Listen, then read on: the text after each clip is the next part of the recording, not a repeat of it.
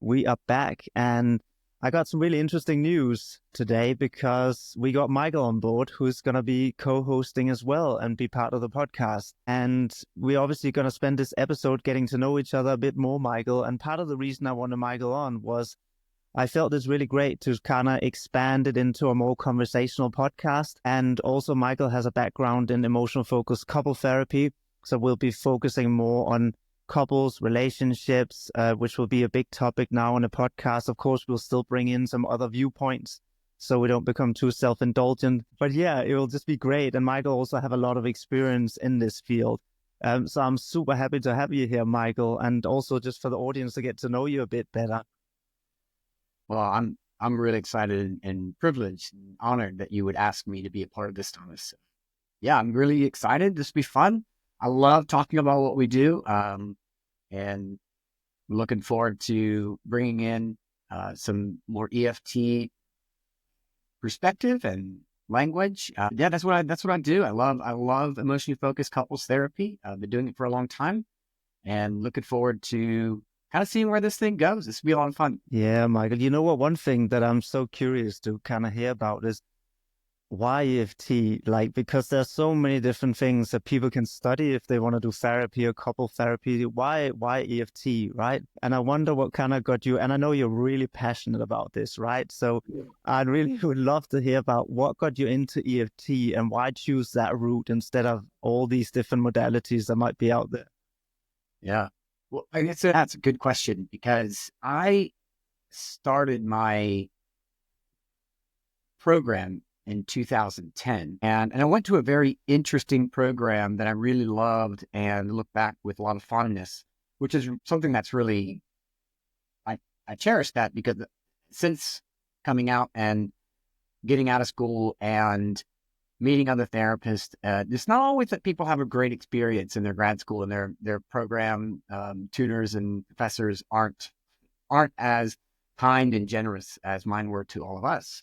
So I feel really, really grateful to have been in a program, but specifically that program was a non-diagnostic program, which was really normal for most people. So there was always a very specific teaching that the school that I was at was very Carl Rogers informed, person-centered, humanistic, experiential. And that was really different because we did the DSM class, the diagnostic class that's required for American schools. And of course we did it, but they would often say, we don't see people coming into our office as our depressed client, right? Or our ADHD kid, right? It would be, here is Joe, and Joe is struggling with depression. Yes. We want to help him find a way out of that depression, right? Yeah. And so that was a really, that was the foundation of how I was taught to be a therapist. And we did a lot of practicing around reflections and validations and not going into advice giving. That really helped us just hold a sense of that very Carl Rogers humanistic space, right? That all behavior makes sense if you're willing to understand it. And our main tool in the therapy room is the relationship that we have with our clients and our ability to validate their experience and explore with them. And so in that program, and my first gig in the therapy world was in a inpatient alcohol and drug rehab center, which is very different than what I was being taught at school. And we go in and suddenly it's, you have the information that they need and you've got to deliver that to them. And then you've got to tell them to stop thinking this way and start doing this way. And if people don't get sober, then it's because they're not ready. They're not ready to be sober and they're not willing to do the work. And so it's all the kindness around why people do the things they do was just stripped out of the institution that I was in, because now it's about keeping people sober, and it was not. And the addiction world has a really low success rate, right? I'm not surprised. Yes, and yet they keep doubling down on the same type of therapy that they're offering, which is primarily cognitive behavioral therapy, which is just tell people. And the research shows if they're in therapy, they're fine, right? Yeah. And so CBT in therapy, as far as your progress notes go, yes, you can show my client made progress as long as they're in therapy. But the longevity of it, right, really starts to tail off. And then they have to come back, right? Because they need someone to be telling them what those thoughts need to be and challenging those thoughts. And as long as the environment provides all of that for them. Yes. Right. So I did that for several years, but I knew that couples therapy is what I wanted to do. We were in a marriage and family program. And in that program, it was really clear. I like working with couples and I like challenging couples. And part of that is probably because I'm ADHD, and individual therapy for me, like, didn't grab my attention enough. Yes. And so I was like, okay, I'm listening. So I did like that about the addiction world. I ran groups, there were a bunch of people, we'd chat and all these things. And then I had read Sue's work at school when I was in my grad program. Didn't understand any of it, honestly. Could not understand. I was like, she's so smart, but she was way over my head. And then I was working with a friend and he was like, hey, I was doing my private practice at this point and breaking away from the addiction world as far as like me being in it. And, the friend said, well, why don't you get trained in emotionally focused therapy? And I was like, oh yeah, there was that book I read that one time. And it was, okay, yeah, let me go get a training. And so I showed up at the externship in Atlanta, 19, with Michael Barnett and Sylvina Owen, who are the trainers out in Los Angeles now.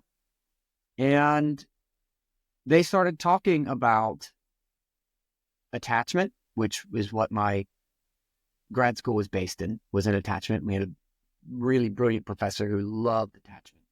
So we always talked about it. Validations, reflections, very Carl Rogers and humanistic and very experiential. And I was like, that I was taught like how to do therapy well.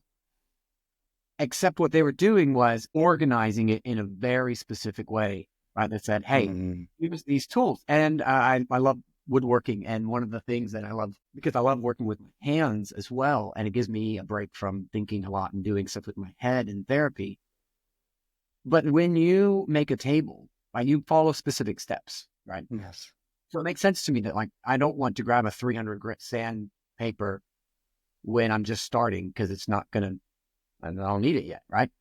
That's going to be the finishing touch, right? But you start with a 60 grit, 80 grit, 120 grit, and you move up, right?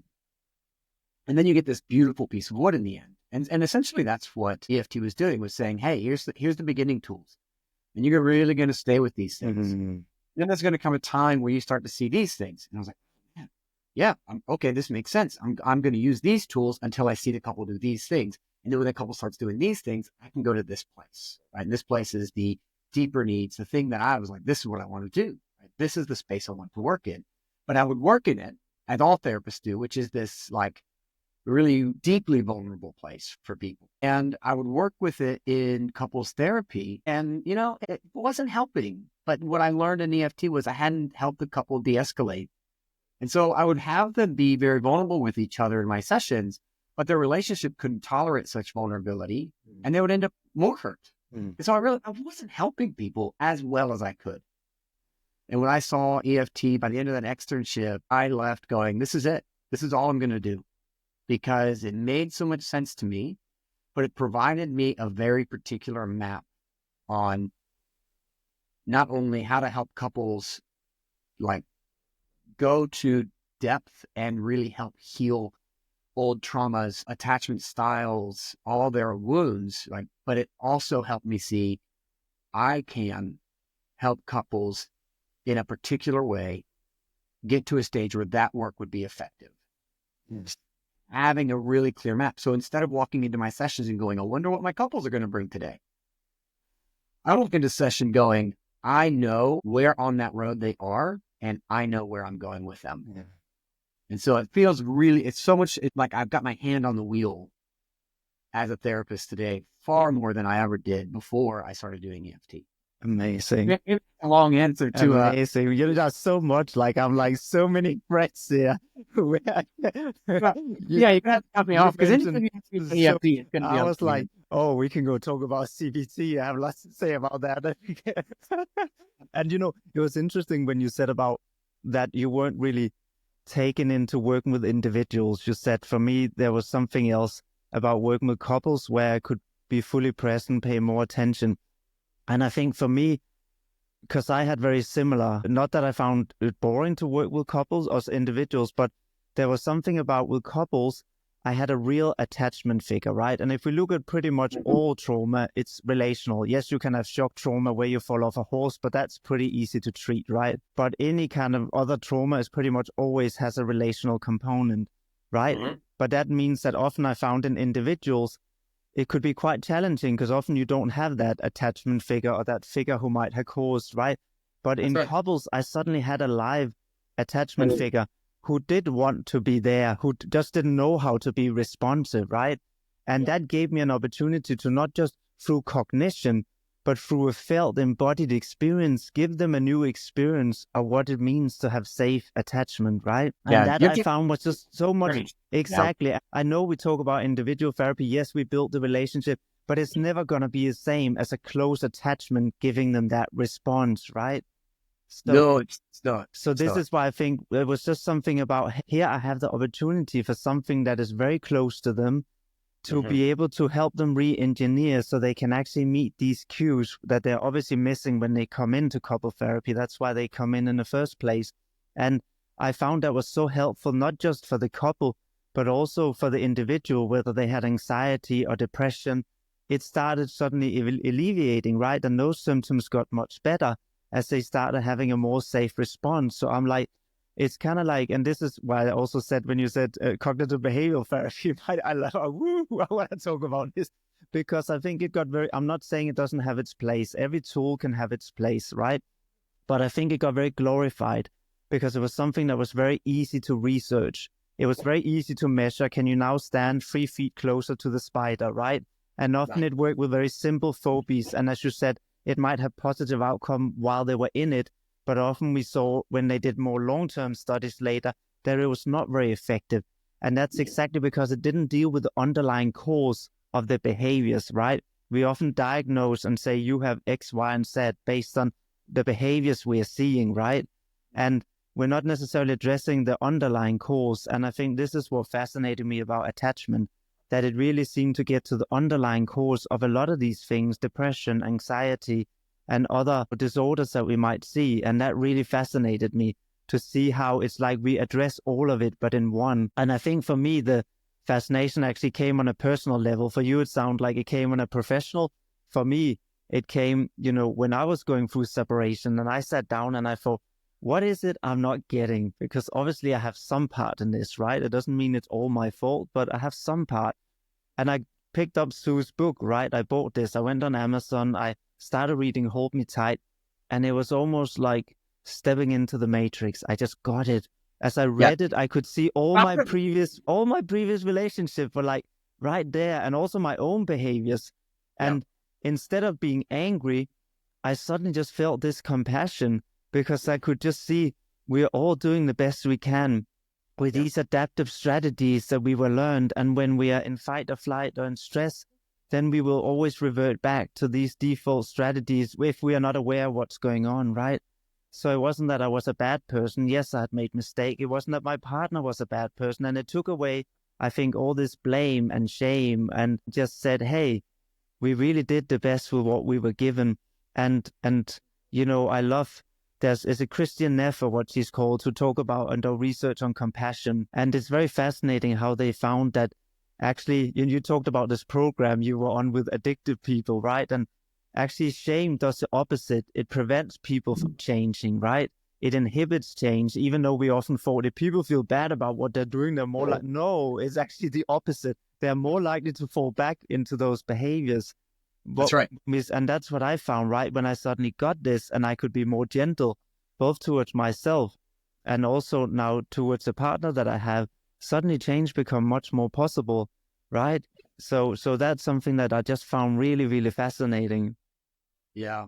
No, you're naming the thing that I really deeply love about couples therapy, right? Even if you're not doing EFT couples therapy, right? That at the end of the day, when I have someone share with their partner, they walk out of my office with that person. Individual therapy is incredible. I use it when I have clients that are deeply stuck, and I refer to people for individual therapy to help them organize more when organizing is more difficult with their partner present, which can be very, very dysregulating. Yes.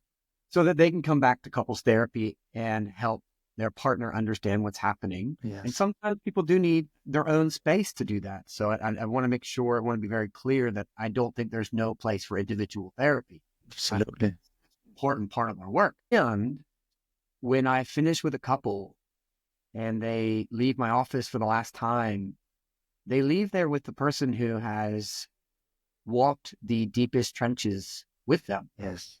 And they get to walk this life with that person now. When they're 2, 3, 5 years outside of therapy, they're walking and they're able to look over and say, I went through some of the hardest things in my life 5 years ago, and I still get to hold the person that held me in that place. Exactly. That's just different, right? That hits different. Of course it is.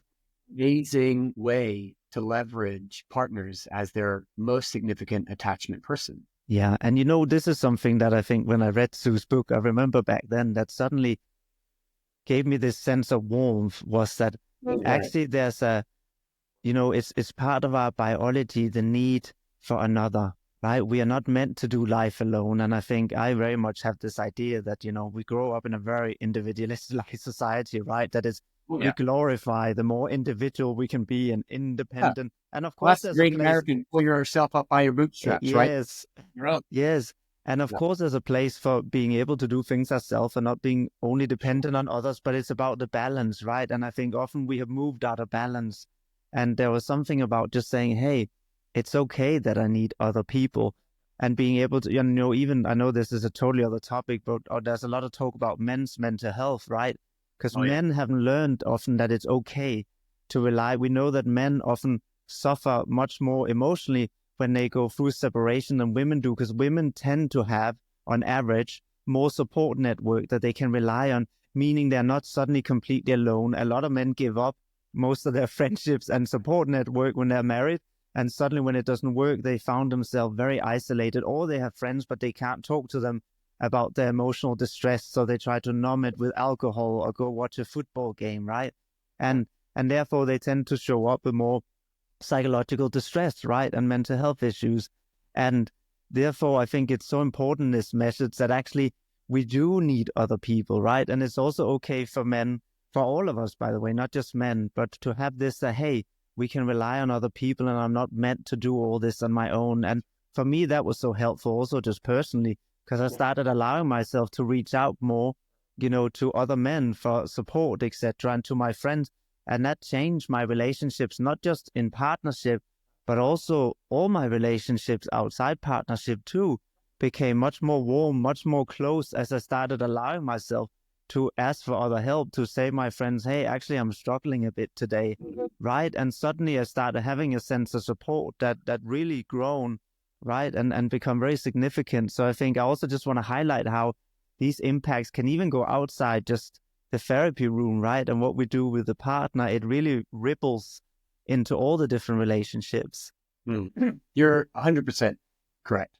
If I had read Sue's Hold Me Tight in grad school, that probably would have been better because it would have hit a good level. But it's that's not the one I read because that book, right, it's powerful because it does draw our attention to the way that we are showing up and asks of us to be compassionate to our own self. Yes. But also ask us to begin building compassion for our partner. Yes. And the way they're showing up. Yes. And that's such a key, right? Can I compassionately hold the way I'm showing up? Yeah. While simultaneously, right? And this becomes the tricky part, simultaneously seeing the impact that move has on my partner. Yes. And then compassionately holding the response that they give me. Yes. While also being able to share the impact their move has on me. So there's Yes. there's a lot of movement in that. And you know what you're saying is so important, because this is what I notice often in the couple room, and also just on my own personal life, because it's all relatable, right? We have many of these things we see in the room, and I notice that it's very, very difficult for people to take responsibility for how they impact the other, as long as they feel shame, right? Because if me as taking accountability means that I'm a bad person, then I will try to keep defending myself, right? But when I suddenly can realize, it doesn't mean I'm a bad person. It just means I made a mistake. It becomes much easier to accept and acknowledge my partner, right? And say, this had this impact and I see how it hurt you. And I think it even, in many ways also made me a better parent with my children, because I know before I kind of understood and had integrated this, if I made a mistake with my kids, maybe I got angry or too loud or whatever, because, they wouldn't listen again and again. It happens to all of us. But I would then go into being really guilty, and that could then even make me more stressed, which would make me more likely to be triggered again, right? And get angry.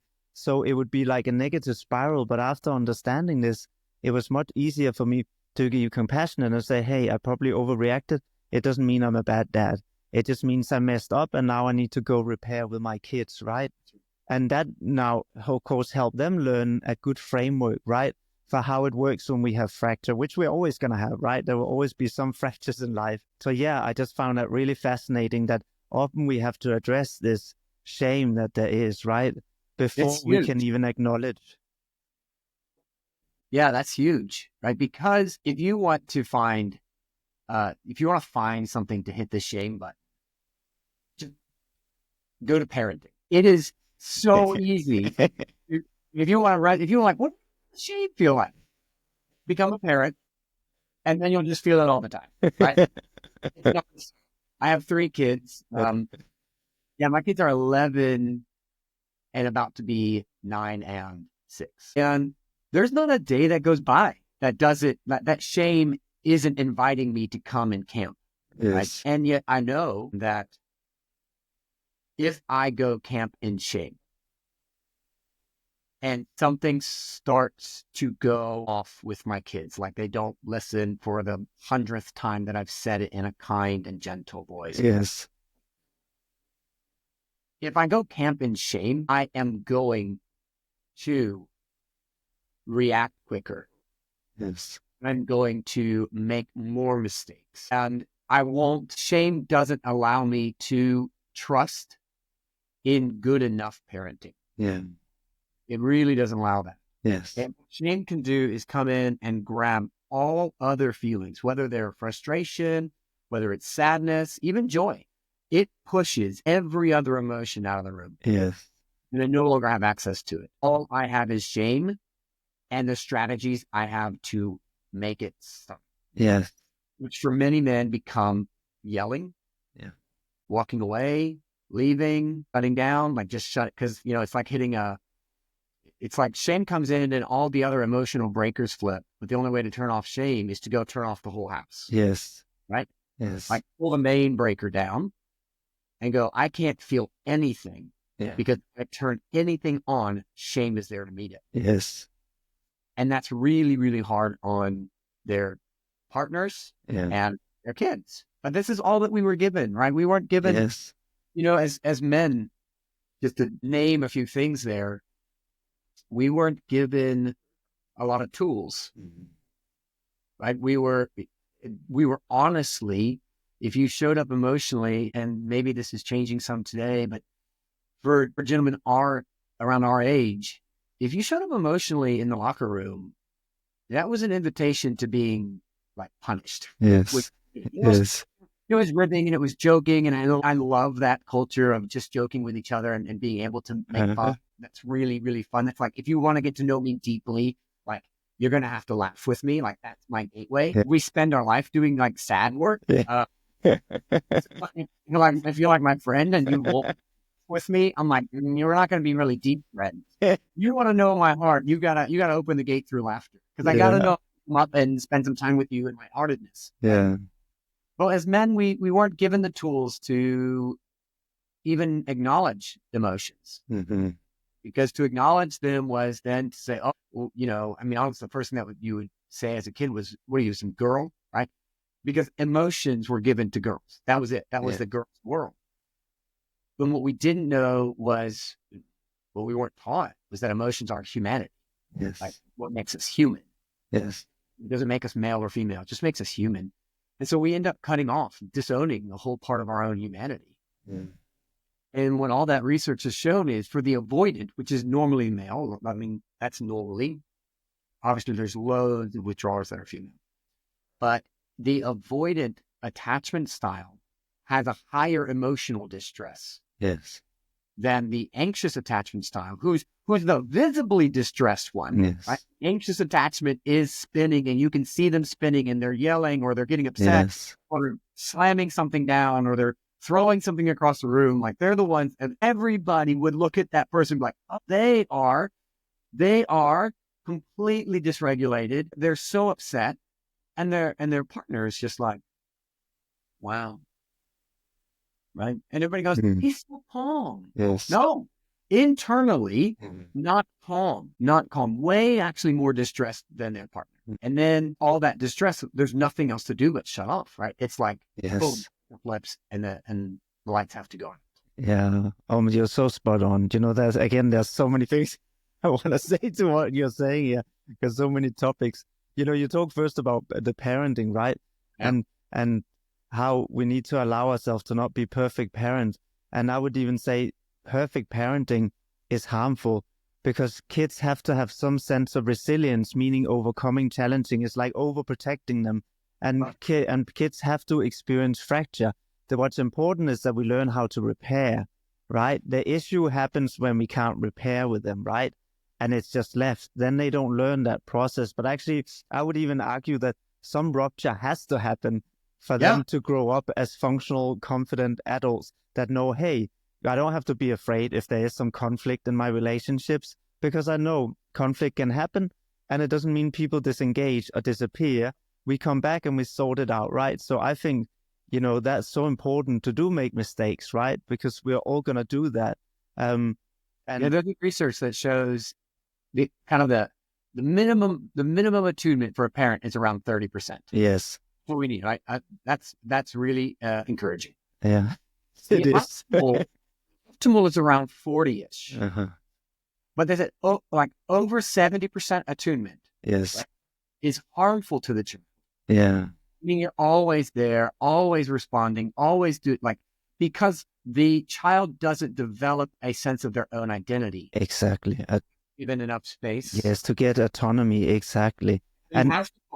Yes. And that can often be a parent that's hypervigilant, right? That is over-attuning. Yes, they have their own anxiety, so they're over-attuning to the child and want to accommodate, which again, I've definitely seen several times, right? And also you mentioned about, which I heard what you said about men and not having been taught how to engage with emotions, because we were kind of told that's a girly thing, right? That, you know, one thing that really opened my eyes was start looking, and actually this was more something I learned as part of my training in psychedelic assisted therapy, which was about how we integrate all the different elements of cognition, of emotion, limbic system, and soma, the bodily signals, and that all these are actually a biological compass that help us come back to homeostasis and balance. It has nothing to do with men or women. We have all been given this by nature, because they help us know when we are out of sync and when we are in a place where the environment isn't helping us grow, facilitate, right, and nurture us. This is why sensations tell us you're hungry. That means now you need to eat. It's why they tell you you're cold, put on a jacket, right? Because that's how you get back to a place of balance. If we ignore them and keep standing in the cold, well, then you get a cold. If you keep standing there, eventually you might die. So they're bringing us back in balance. This is a bodily sensations. But emotions are the same. They're just another of these three layers, right? Anger has a really good biological purpose of stopping something that's violating us in some way or another, right? So in the right context and applied in the right way, it can be hugely beneficial, right? It's often because we haven't learned how to listen to this compass, right? So often we keep, you know, I always see this, you know, if the compass isn't working, we're going to get lost. Of course we are, right? And I think because we haven't learned to listen, like you said, we often get really, really lost.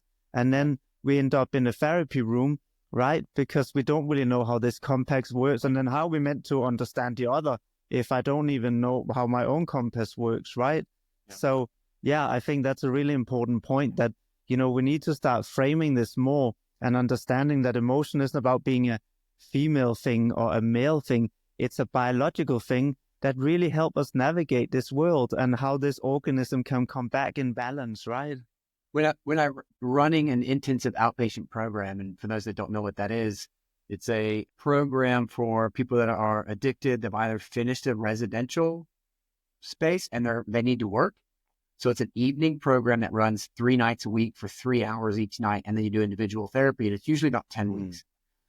What it means is you're doing 100 hours of therapy in 10 weeks. So it is intensive and it's outpatient. And it's usually focused on drugs and alcohol. And one of the things that when I took over, I designed each 10 weeks. And one of the weeks was emotion week.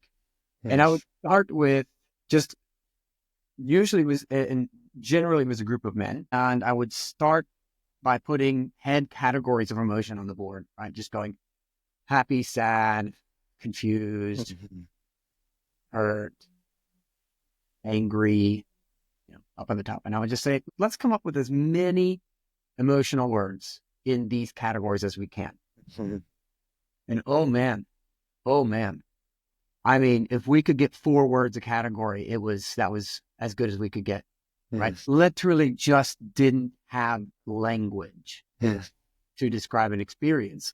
But once we would get a bunch up there, I would then ask everyone to pick a word under each category that really describes how they would use that word. So under sad, you might see depressed, lost, lonely, hurt, embarrassed, right? And I would ask them to choose a word for each category, and then we would go around and share, like, which word really fits with, if I were to say, I feel sad today, what would be the most prominent thing that I meant sad?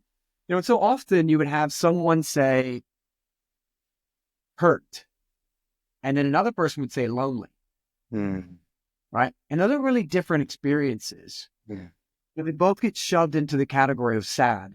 Yes. And then what can happen, especially with men, is someone says sad, and the only thing that we think is, oh, they're lonely. Yes. So let me come in and be close, and they're going, whoa, whoa, whoa, whoa, whoa, whoa, whoa. We never addressed embarrassed because they never said embarrassed because they said sad. And then we have to interpret what sad means. Yes. But we will always interpret it as to what I might mean when I say sad. Yes. But then we won't be able to attune because it's not the same thing. Yes. And so helping people have a depth of emotional expression, right? To be able to say, it really hurt me. Yes. When you said this. Yeah. Right. And when I feel hurt, I go away. Because I don't think that there's a way for me to share hurt and that be met. Yeah. And so it's easier when I go away and I find some way to patchwork the hurt. But I don't have there's no model for what it means to turn to another and say that hurt. And they go, I see how that. Yes. Right. So they'll just say, I'm fine. Yeah. But they'll go away. Yes. So helping people find that language, first of all, it's usually the first step is just a language for this. Yes. But then also when we do this in our session and I say, can you turn to your partner? Can you share? It hurts me when this happened between us. Yes. And their partner goes, I had no idea. Yeah. I just thought you didn't care. I thought you were cold. Yes. Right. And it helps me to hear that it's hurting you. That really tells me you care. Yeah. And then usually people go, I don't even know what to do with that response. Right? Yes. Well, not what they're used to. Yes. It begins to build that possibility, right? Just the possibility that maybe there's something different I can do if I can find the words. Yes. If I can slow myself down, if I can identify the emotion and name it with my partner. Yeah. And then my partner can respond. Yes. It's like, this is where we start to get people going, that you're inviting me to a different way of being. Yes. And you know, that's so important what you're saying, Michael, because I think it's actually one of the things you talked about, the structure of EFT in the beginning, right? And I think what I liked about the structure is what you're talking about now, that it gives them a common language and also a language so they can start understanding their own internal processes, which for a lot of people, they will even say understanding my own internal process was totally new. They'll say, oh, I never realized it was like this. When Even they start, anxious, right? Even the anxious partner who has a bunch of emotion, that's down enough to really sit with yes, the mind. exactly. And that's why I love, the framework that we have where we can start understanding, okay, what is a cue that sets this off for you two? What is then, what's your reaction? What is the first reaction that happens? What is the meaning you make of what's happening, right? And often, of course, they have no idea about the internal meanings, interpretations that's happening in their partner. And all they see is a response that the partner is having to that internal interpretation, right? And then they interpret that in their own framework, right? And often we're not even aware of how we interpret moments that is happening in front of us. Often we think that what is happening in front of us is reality. We're not realizing that, what happens so quickly is we go back into a memory box. We fill in all the gaps that was not there, that was not communicated. Right. And then we make up our own meaning of what that was. And then we respond to that, right? So it's almost like sometimes, you see two people who are in completely two different worlds. And of course, they're missing each other, right? And when we help them deconstruct, like in EFT, right, by saying, hey, what's a cue? Okay, what does that mean? What's the meaning of this? How do you react? And what do you then react? What's the felt sense? It's kind of, we organize all these different elements we talk about, right? The sensation, the emotion, the cognition together. And suddenly they can start making sense and have a language for how to communicate what's happening internally, right? And we kind of, I say, when somebody asked me, what are you doing? I said, I'm a jungle guide. He said, I thought you were a therapist. I said, yes, but it's like being a jungle guide. It's so blurry, you can't see from all the trees where you're going, right?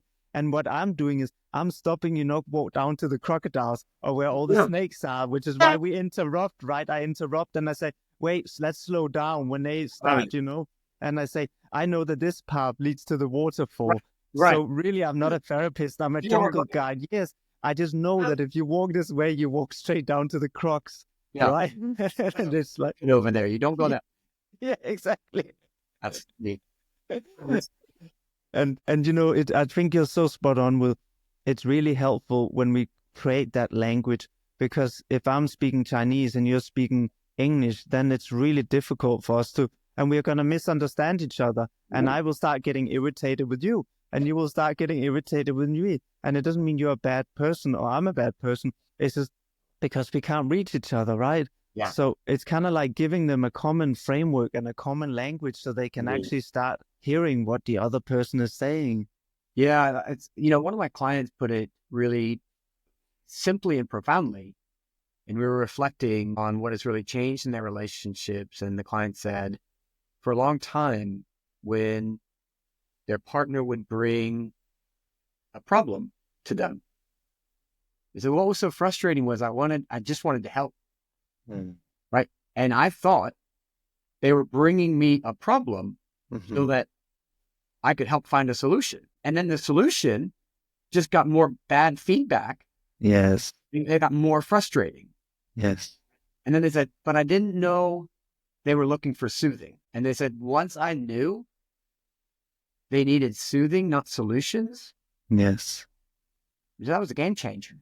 Yes. I could speak the language. Yes. Of what my partner's needs were, which was they need me to hear them, understand them, and help soothe. Yes. And then things got a lot easier. And then they said, suddenly my partner could take in things that they couldn't see before. Yes. But I think this, what you're saying is like, it makes me laugh because it's a perfect example of often a dynamic we see with somebody with anxious and more avoidant, where let's say the anxious come home and say, oh, my boss has been really terrible. And the avoidant wants to problem solve, right? And go into, let's look for a new job. And he's missing the cue that she just needs soothing, maybe a hug, whatever it might be in that moment. Yeah. And then he tries to do all this and she probably gets more frustrated with him because the cue, which is, hey, I just needed a hug or whatever it is, it's not met, right? So, and then he starts saying and giving up and saying, I always get it wrong anyway. So what's the point of trying? and then they start moving further and further away. So it's like when you said that, I could almost picture, right, this classical of missing each other, and where the avoidant often say, oh, whatever I do, I can't get it right, so I might as well not try, because they try to practically find a solution, right? And they're doing it from a place of I care. That's What right. they're really saying is care. They're just missing the underlying cue. This is that I need emotional soothing. I'm not looking for you to find a practical, at least not right now. Yeah, we can actually get there. Yes. But first I need to be soothed. Yes. And not everyone is looking for that all the time. Mm-hmm. Right. And that's fine. I think what is so important, one of the reasons I really do like EFT a lot, is because what works in my relationship, it's not necessarily going to be the way it works in another relationship. So, but what I can do is help people go, what happens to you when you hear your partner here? Yes. And then I can start getting a sense of what their body is doing. Right? Yes. And that what their response is in that moment tells me whether it's working or not. Yes. Whereas in traditional therapy, the way that I was doing it before, which was telling the couples what they should do. Yes. Again, I had all the answers. Right? Yes. And what EFT has helped me do is if I send something and then I get a response, Yes. the response is nice. Yes. And the person goes, I don't trust it. Yes. Right. And so the response is nice, but taking it in isn't. Yes. So then I go, hey, we have more blocks. Right. Yes. And so it's information, the body, right? It's information. Yeah. That's right. And I am there to help go, okay, we hit a roadblock. Yes. And even though this was really nice, I need to understand why we hit the roadblock. And when I'm expecting it to go in and someone says, I can't trust it, I go and ask. And I say, what's happening? Right. And they'll say some version of, for so long, it hasn't been this. Right. That's right. Because our brains are so intelligent. And the brain is going, don't expect this tomorrow. Yes. So they're already primed up and they keep their block up. We can out them with that if we know it's there. And we see that not as a barrier, but as a rational and understandable, reasonable response. Yes. Given the context and the story. Absolutely. And we can find ways through those barriers in time. Yes. We begin to build a predictability in the relationship. Right? Yeah, exactly. Because and that's why, like you said, it doesn't work when we tell people what to. First of all, when they're in stress response, it goes out the window anyway, which is why we are there to help regulate, right? That's right. So we can come back. And also, as you said, even when maybe they do the right way, there isn't a right way, but you know what I mean? When what we maybe would have told them to do and they do that, then often you're right. The other person might not be ready to take in that new cue because it's so unfamiliar. So they might still resist. But in the therapy room, we can then help them, right? You said normally they would maybe get stuck outside the therapy room there, right? And say, I tried this, but it didn't work. She still got pissed. Yeah. But we can then help them, like you said, go and say with a partner who maybe can't take in this new safety cue and understand for them, what is that block? What is that resistance? What is that fear? Then they can communicate that back. And now the other person can see that in a different frame of reference instead of seeing they're always failing or can't get it right. And so we can help these interactions move forward when they hit these roadblocks, right? Yeah. Which I think is so wonderful. And probably one of the most useful things I learned from EFT was exactly that of what do you do when you get the right response, right? Because in the beginning, I didn't know, okay, we got the right response. They responded to the cue, but then nothing happened. And I would be like, oh, but it's really nice that now we have kind of a framework for how do we then move that forward, right? How do we keep progressing that?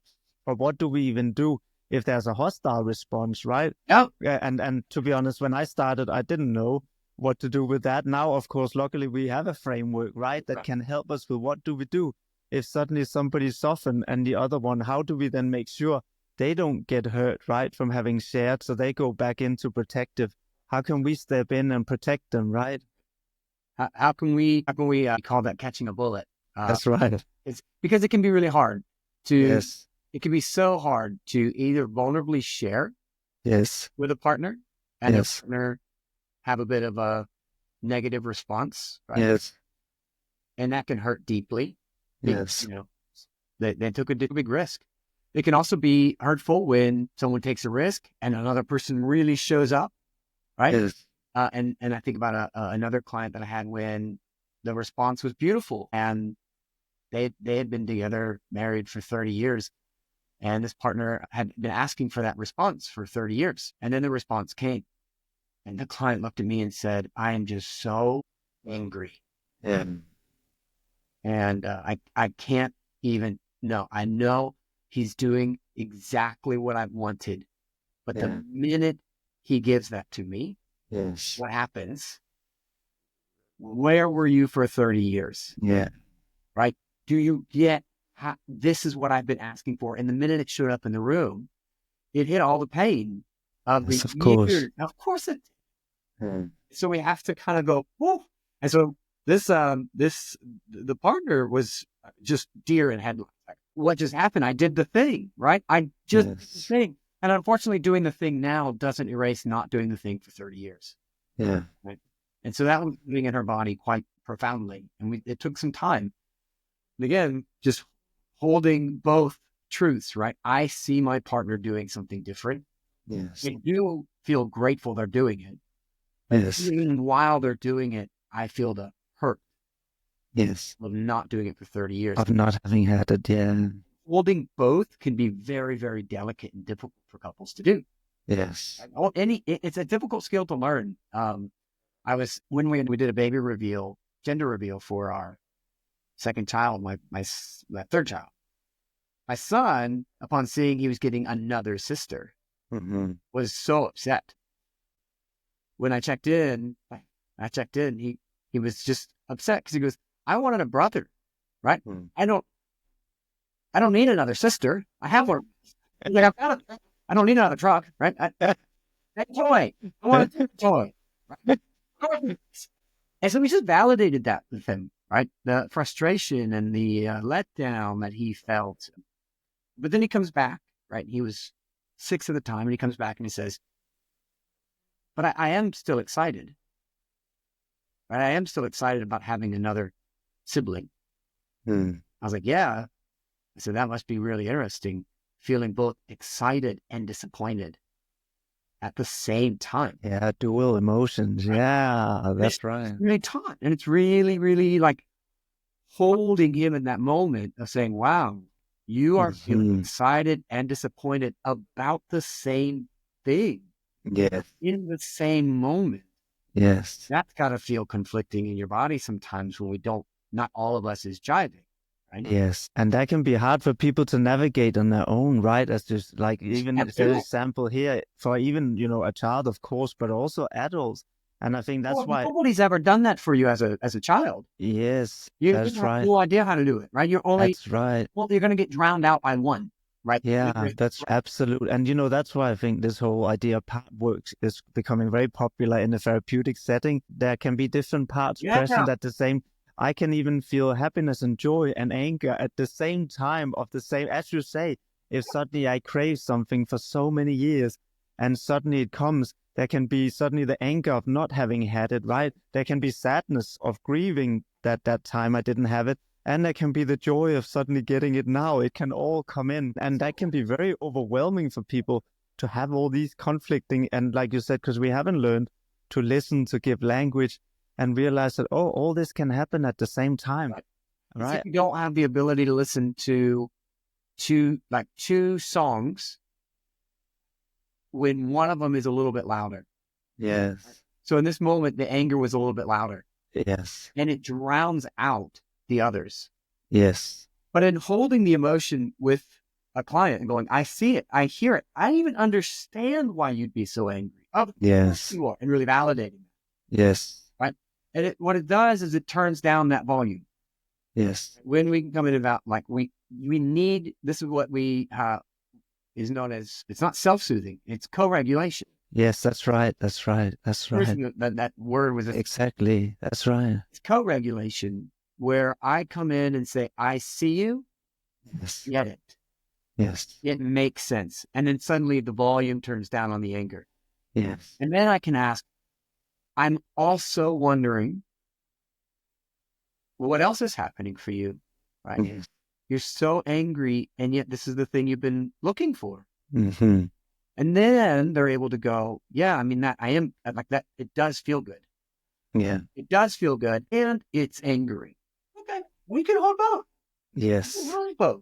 Yes. I think that's a beautiful analogy, Michael, about the volume, because I think often the reactive emotion have a higher volume, right? Way higher. And that means it drowns out. Like if there's lower, I also DJ for fun, and the lower frequencies will be drowned out by the other, right? So what you're saying is, hey, we tone down the volume of these frequencies so we can start hearing the other song too.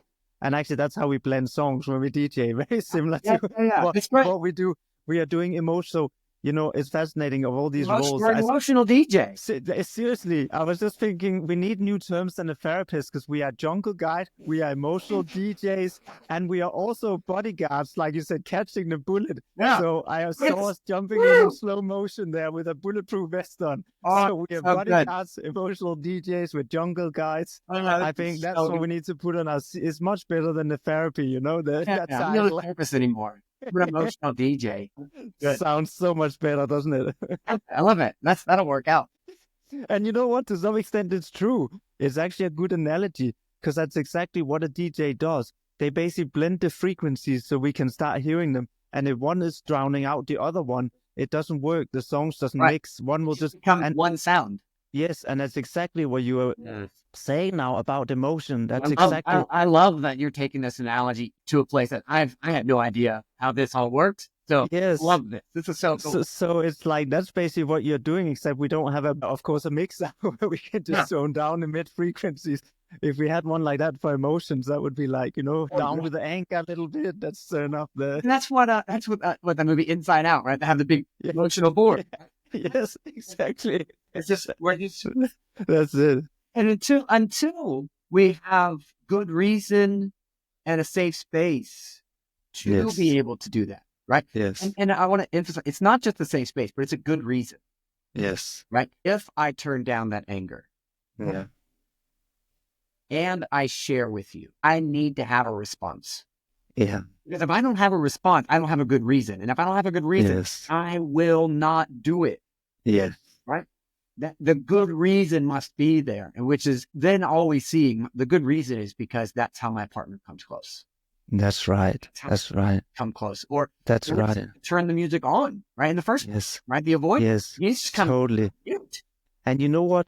I love what you're saying. And it just made me think of we haven't even learned we use this term relationship. I'm in a relationship, but we've never learned what does it actually mean to relate, right? Because often, for me, it's very much this idea that relating is understanding the internal experience of the other and them understanding it doesn't mean we have to agree. And often we get stuck in, you often see couple trying to say, I'm the one that's why we have this saying, you want to be right or you want to be happy, right? Yeah. That funny saying, because often people are stuck in their logical, no, you did this, no, you actually did that. And they want to be right? And I think often that's missing, because as soon as we're trying to be right, we are no longer relating.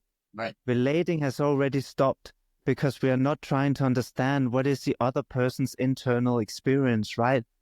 And they are not trying to understand what is and I think very much what I see as doing this EFT in the room, besides, being a bodyguard, DJing, jungle guide, is also this, that we help them come back to being able to express their internal experience and be able to listen, which is really why people then say, oh, now we feel more connected, now things is getting better, because we're kind of giving a map for how to relate. That's right. Right. Yes. We have this map for therapy, but we're also giving them a map to one another.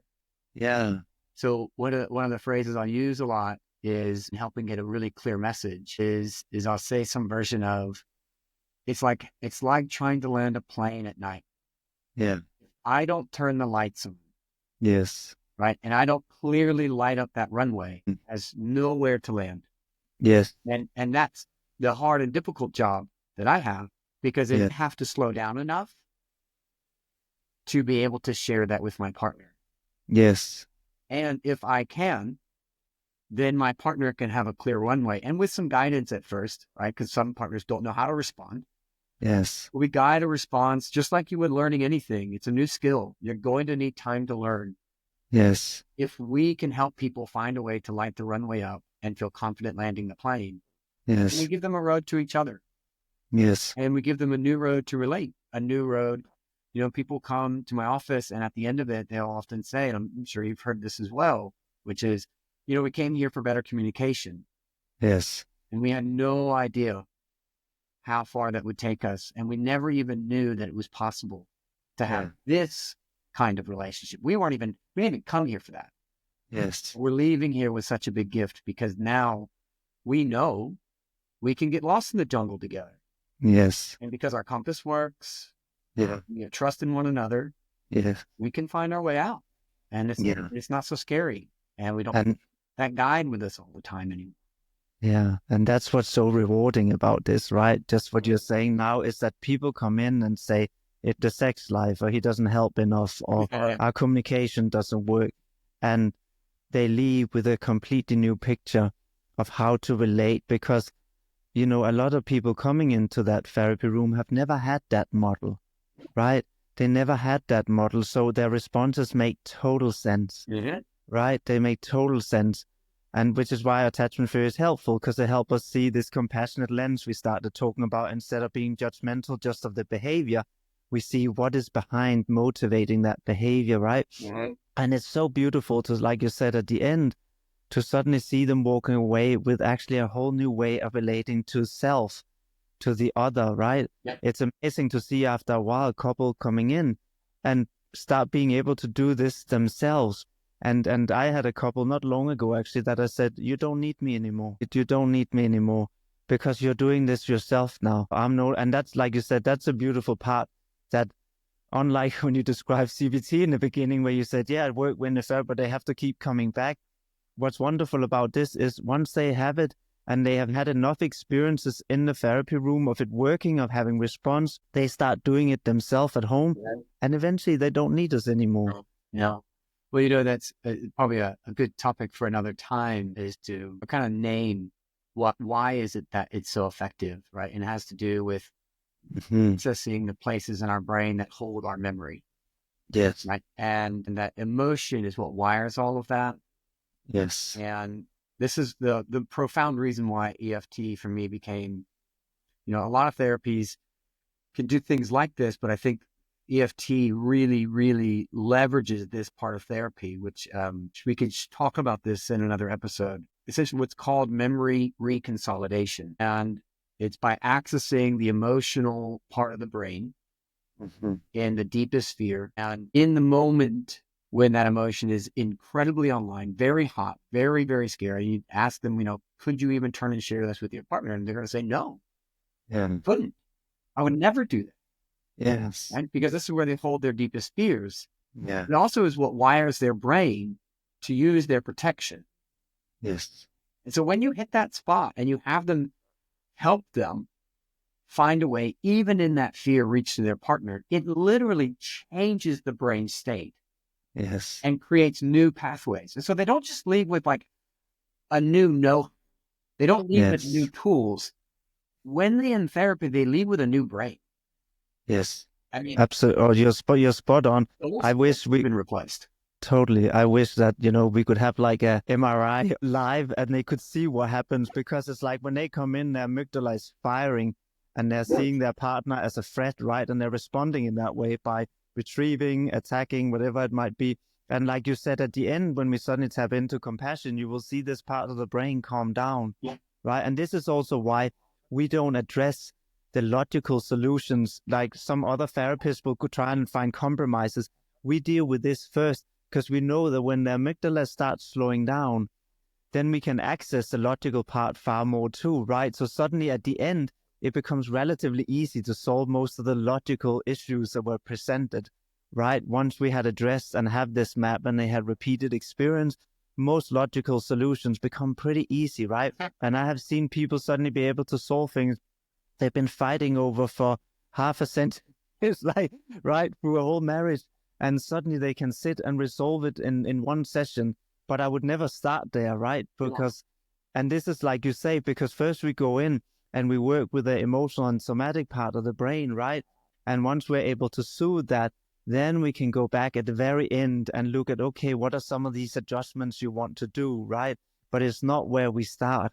And that's really, really important, because I even think it applies to therapy. I know I said some critical things about CBT, but cognition, of course, has its place. Like we said, being able to use language certainly has its place, but it's not the starting point, right? We need to, like we're talking with the other layers, right? Because that's how we naturally process the world. Naturally, we process first somatic. There's some kind of sense. It might be light, vision, hearing, touch, whatever it is, right? And that goes straight to limbic, emotional brain that stores all the memories to try and figure out what's going on, make meaning of it.